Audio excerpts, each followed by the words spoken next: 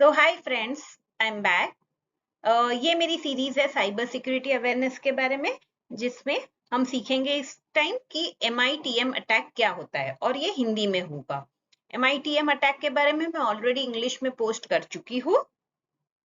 हम देखते हैं अब MITM अटैक क्या होता है। MITM अटैक का फुल फॉर्म होता है man in the middle attack या person in the middle attack.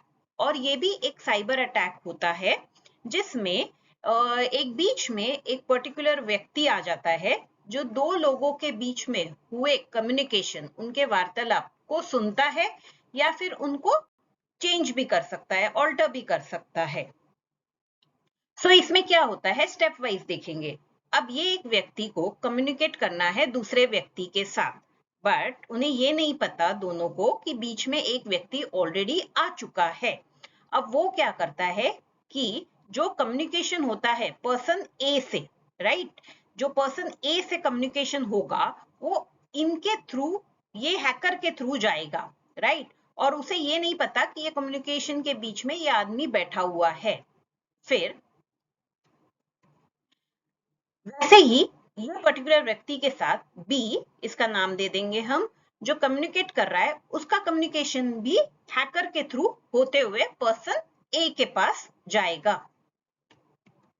And in दोनों को ये लगेगा कि हम डायरेक्ट कम्युनिकेशन कर रहे हैं, पर उन्हें ये नहीं पता बीच में एक व्यक्ति आ चुका है जो उनके कम्युनिकेशन, उनके मैसेजेस को या तो सुन रहा है या देख रहा है या फिर ऑल्टर करके भी भेजा जा सकता है।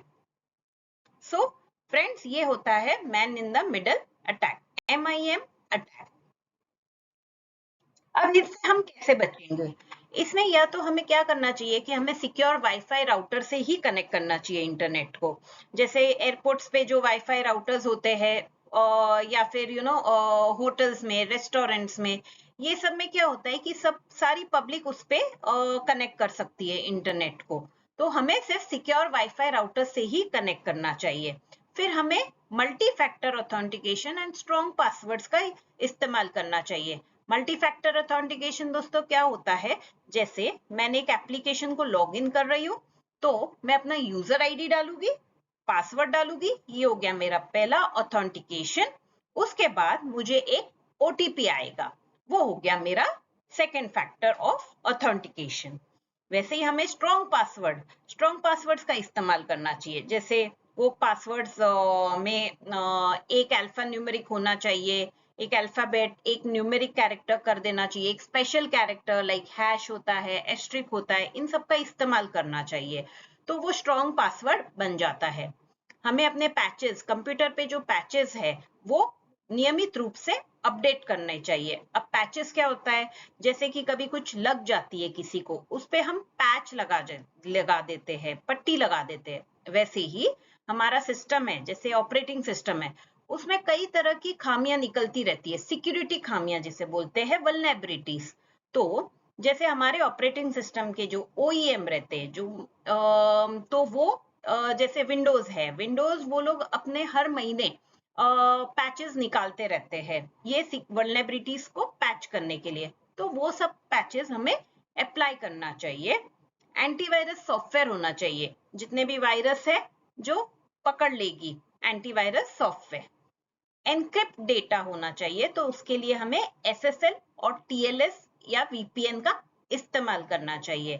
VPN क्या होता है, एक सुरंग जैसी होती है जो दो लोगों के बीच में बनाई जाती है।